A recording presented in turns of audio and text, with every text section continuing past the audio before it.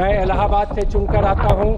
वहां पर जो कुंभ मेला का आयोजन किया जा रहा है, मैं सबसे पहले संसदीय क्षेत्र इलाहाबाद, मैं इलाहाबाद से चुनकर आता हूं। वहां पर जो कुंभ मेला का आयोजन किया जा रहा है, मैं सबसे पहले संसदीय क्षेत्र इलाहाबाद, इसलिए मैं सबसे पहले उन श्रद्धालुओं को जिन्होंने अपनी जान गंवाई है, उनकी स्मृतियों को नमन करता हूं, श्रद्धांजलि देता हूं। और मैं एक चीज कहना चाहता हूं, जो लोग कुंभ मेला, अर्ध कुंभ और कुंभ को नहीं जानते, कि कुंभ की असली आस्था जो गांव में है, भक्ति के रंग में रंगल गांव देखा, धर्म में कर्म में सनल गांव देखा, अगल में बगल में सगल गांव देखा, अमावस्या नहाए चलल गांव देखा। मौनी अमावस्या का नहान कैलाश गौतम जी ने अपनी कविता के माध्यम से चरितार्थ किया है। लोग मौनी अमावस्या में लाखों करोड़ों लोग आए और उत्तर प्रदेश की सरकार ने कहा था कि 10 करोड़ लोग नहान के लिए आएंगे। अगर कोई सामान्य आदमी भी अपने घर में व्यवस्था करता है, किसी को न्योता देता है, बुलाता है, तो उसके खाने पीने रहने खाने की व्यवस्था करता है। लेकिन उत्तर प्रदेश की सरकार ने उन श्रद्धालुओं को, जो आम श्रद्धालु आए थे, उनकी व्यवस्था नहीं की। उनके साथ कहीं न कहीं वो 30-30 किलोमीटर पैदल चलकर गए गंगा के स्नान के लिए। जिस आस्था के साथ गए, मैं कहना चाहता हूं, उनके न शौचालय की व्यवस्था थी, न पानी पीने की व्यवस्था थी, न उनके रहने की व्यवस्था थी, और न खाने पीने की व्यवस्था थी। इसलिए मैं कहना चाहता हूं कि आप कभी जाकर देखें। मैं सभी लोगों से कहना चाहूंगा कि कभी कुंभ मेले में जाकर देखिए तो वहां का माहौल कैसा है। उल्लास का, उमंग का माहौल था। जब 29 तारीख को लोग, 28 तारीख को लोग, 27 तारीख को लोग पैदल चलते हुए जा रहे थे, उल्लास उमंग का माहौल था। और जो हमारे तंबू और कनात लगाए गए, तंबू कनात नहीं थे। कविता के माध्यम से कहना चाहता हूं, अजर हो गया है, अमर हो गया है, शहर तंबुओं का शहर हो गया है। महाकुंभ की आस्थाओं में डूबा ये लाखों करोड़ों का घर हो गया है। इस तरीके हमारा महाकुंभ का नगर बसा। उस नगर में सरकार ने जिस तरीके की व्यवस्था की, उसमें कहीं क्राउड मैनेजमेंट नहीं था। कहने को कहा गया 144 साल बाद संजोग बना जब अमृतपान करने के लिए लोगों को आपने बुलाया। आज तक बुलाया नहीं जाता था, पहली बार उत्तर प्रदेश की सरकार ने बुलाया, और बुलाने के बाद व्यवस्था राम भरोसे छोड़ दी और 3 जगह भगदड़ हुई। मैं कहना चाहता हूं, आज तक उत्तर प्रदेश की सरकार ये बतलाने को तैयार नहीं कितनी भगदड़ कितनी जगह पर हुई, कितने लोग मारे गए। आज तक उन लोगों का नाम हम लोगों को बताया नहीं जा रहा। कितने लोग बिछुड़ गए अपने लोगों से, उनका नाम बताया नहीं जा रहा। कितनी गाड़ियां लावारिस खड़ी हैं। मैं कहना चाहता हूं, इसका मुख्य कारण क्या था? इस घटना का मुख्य कारण पॉन्टून के 30 ब्रिज बने हुए थे। पॉन्टून के 30 ब्रिज बने हुए थे और आज 27 तारीख से 30 के 30 ब्रिज, 15 आने के 15 जाने के, सारे के सारे ब्रिज को बंद कर दिया गया। एक ही मार्ग से आना था, एक ही मार्ग से जाना था। इस कारण ये व्यवस्था खराब हुई। मैं कहना चाहता हूं, जब आदमी इतनी दूर से चलकर आएगा 20-20, 30-30 किलोमीटर, तो वो उसी रेती में जाकर सो गया। एक तरफ सोते हुए लोग और एक तरफ चलता हुआ जनसैलाब। कहीं न कहीं जिला प्रशासन, कहीं न कहीं मेला प्रशासन, कहीं न कहीं पुलिस प्रशासन फेल हो गया।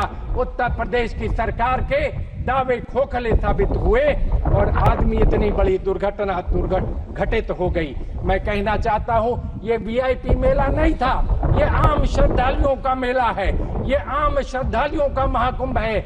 लेकिन जिस तरह वीआईपी गाड़ियों की हूटन लगी गाड़ियां, सायरन बजाती हुई गाड़ियां, संतों की वाणी उसमें खो गई। कहीं न कहीं संतों की आवाज को दब गई और हूटर और सायरन में लोग दौड़ते चले गए।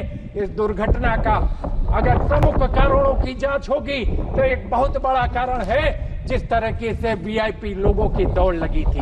वीआईपी लोगों को चिंता थी अपनी फोटो खिंचवाने की, फोटो अपॉर्चुनिटी लेने की।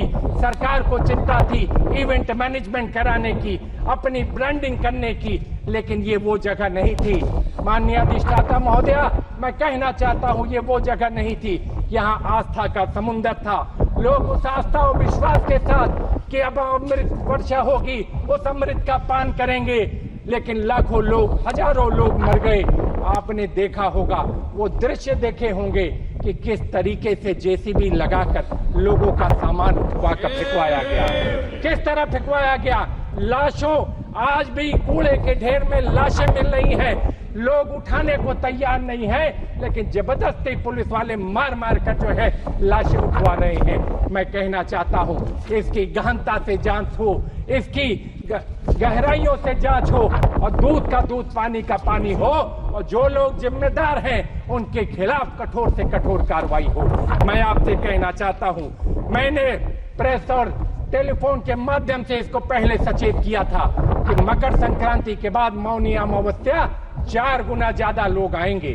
4 गुना ज्यादा लोग आए, लेकिन सरकार ने मेरी बात को अनदेखा कर दिया, हमारी बात को अनसुना कर दिया, और कहीं न कहीं वीआईपी के पीछे मेला प्रशासन, जिला प्रशासन, पुलिस प्रशासन भागता गया। वीआईपी लोगों ने उनको काम नहीं करने दिया, रोज के रोज फोटो खिंचवाने की होड़ लगी रही।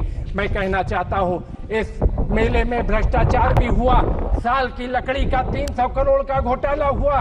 पहले सरकार से सरकार को जाता था, अब चुने हुए कुछ चिन्हित ठेकेदारों को यह काम दिया गया, खराब लकड़ियां दी गई, और अंत में पुल बनकर तैयार हुआ, जिसकी वजह से ये बड़ी दुर्घटना होते होते आपके सामने है। आज भी आंकड़े छुपाए जा रहे हैं, जो लोग मरे हैं उनके नाम नहीं बताए जा रहे हैं। इसलिए मैं आप लोगों से कहना चाहता हूं, इसलिए मैं आपसे कहना चाहता हूं, जेपीसी की मांग करता हूं कि संसदीय समिति के सभी सांसद जाएं और जाकर देखें कि ये दुर्व्यवस्था क्या है, अव्यवस्था क्या है। एक कविता के माध्यम से कहना चाहता हूं, झूठ के सैलाब में सच के किनारे बह गए, चांद की झूठी तरफदारी में तारे रह गए, पूछिए मत कौन दोषी है गिरावट का, यहाँ मुल्क के मजबूत पाए सबसे पहले ढह गए। ये हालात है प्रयागराज के। आज प्रयागराज के लोग पीड़ा में हैं, आंसुओं से रो रहे हैं। जो मायूसी छाई हुई है, इसका जवाबदार और गुनाहगार कौन है, हम जानना चाहते हैं उत्तर प्रदेश की सरकार और केंद्र की सरकार से। इन सरकारों ने इतने पहले आयोजन की व्यवस्था की, कहा मेट्रो बनेगा, कहा गंगा एक्सप्रेस वे बनेगा, कहा 6 लेन ब्रिज बनेगा, लेकिन आज भी एक भी चीज बनकर तैयार नहीं है। ये है केंद्र सरकार की, उत्तर प्रदेश सरकार की विफलता। एक भी मजबूत काम नहीं हो पाया, एक भी ढांचागत काम नहीं हो पाया जिससे क्राउड मैनेजमेंट की बेहतर व्यवस्था हो। अगर दुर्घटना हुई थी, उसके इवैक्यूएशन की, उसकी तैयारी कोई भी नहीं थी। जिस समय घटना हुई 1:30 बजे रात, उसके बाद दूसरी घटना झूसी में 5:30 बजे की है, लेकिन प्रदेश की सरकार उसको मानने को तैयार नहीं। मैं कहना चाहता हूं, इसकी जांच जेपीसी के द्वारा नहीं होगी तो कहीं न कहीं दूध का दूध पानी का पानी नहीं होगा। और लोग कहते हैं कि जो लोग मरे उनको मोक्ष प्राप्त हो गया। इससे बड़ा हास्यास्पद बात क्या हो सकती है। गरीब की मौत का मजाक अगर उड़ाया जा रहा है तो इस सरकार के द्वारा उड़ाया जा रहा है। वो मोक्ष को नहीं, कोई सरकारी व्यक्ति मोक्ष को प्राप्त नहीं हुआ, कोई बड़ा व्यक्ति मोक्ष को प्राप्त नहीं हुआ। गरीब किसान मरा, वहां पर गरीब किसान ने अपना दम तोड़ा, जिसकी लाशों की गिनती, उनकी लाशों की गिनती आप करने को तैयार नहीं। क्या था बताओ उनका पाप?